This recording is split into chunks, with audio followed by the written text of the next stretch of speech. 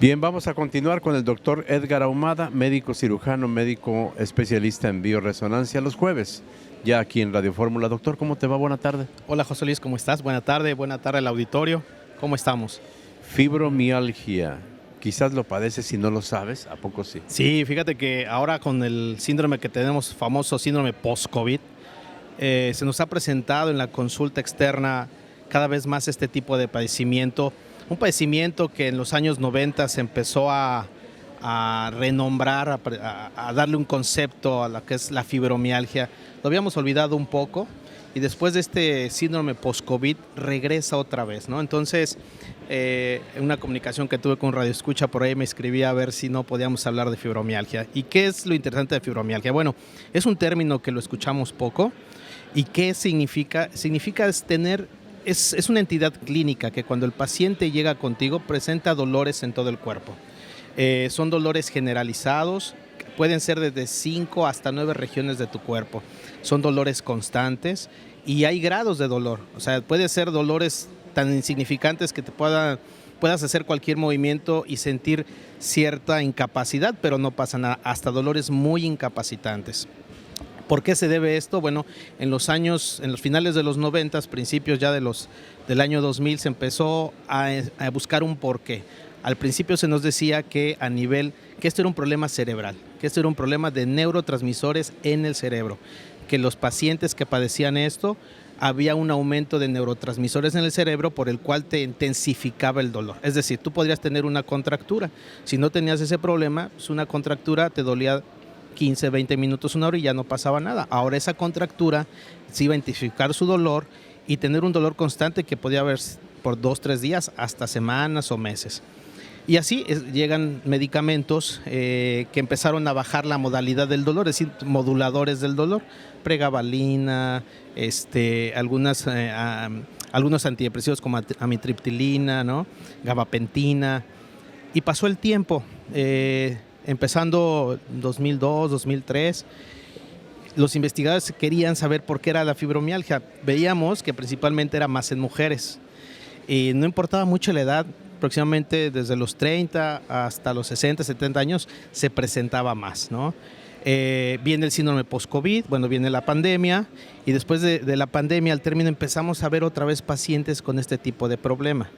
Y bueno, la última tendencia de investigación nos habla de que el problema realmente es el cuello, son las cervicales, es decir, a nivel del cuello la musculatura empieza a tener una contractura constante donde el paciente no se da cuenta y esta contractura te va a traer algún pellizcamiento de los nervios en el cuello. Recordemos que el cuello es un conducto por donde pasan la mayoría de los nervios periféricos del cuerpo, ¿sí? Entonces, si tienes alguna lesión en el cuello, te va a dar dolor en alguna parte de tu cuerpo. Acá lo que se veía es que los pacientes que presentaban fibromialgia traían una hipercontractura cervical y más en mujeres. ¿Por qué? Porque las mujeres tienen menos fibra muscular en el cuello que los hombres.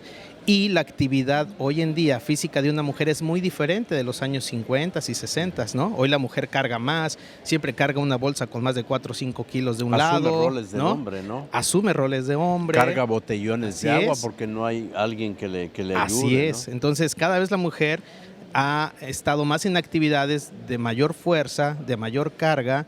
Y sí, yo en mi consulta en lo particular, los pacientes que más llegan con este padecimiento son mujeres.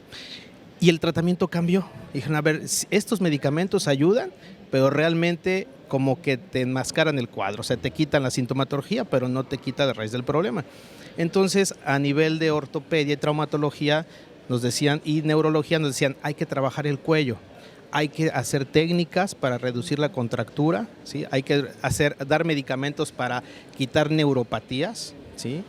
Menos tóxicos que una pregabalina, ¿sí? o que una gabapentina, y el paciente mejorar. Y sí, hoy en día el tratamiento ha cambiado, ¿sí? El tratamiento consiste en meter técnicas más de medicina alternativa, por ejemplo, acupuntura.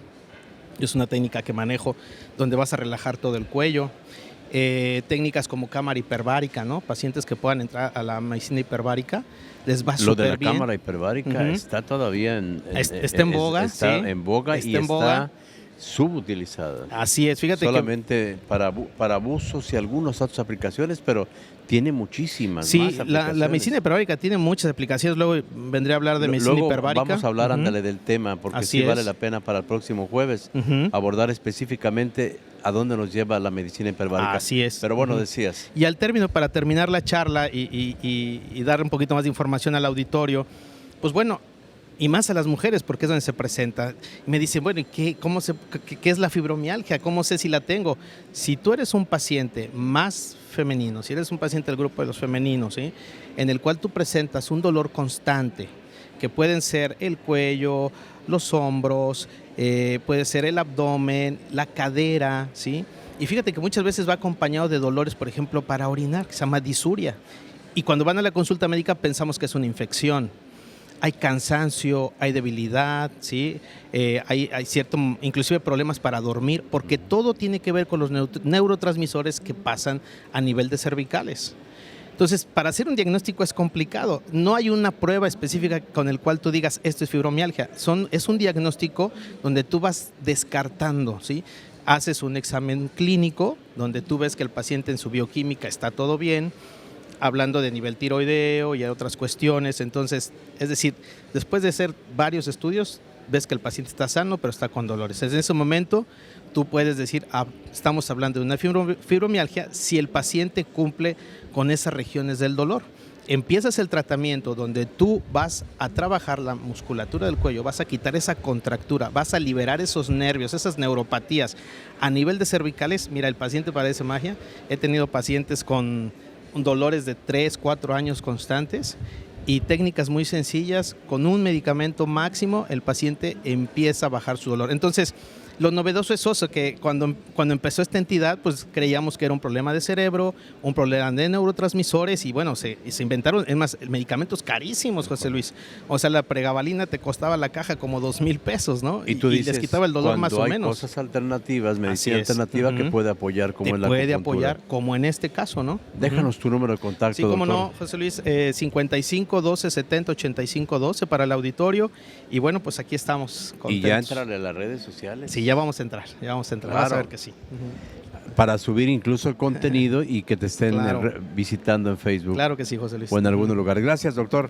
Que estén muy bien. Edgar Ahumada, médico especialista en bioresonancia.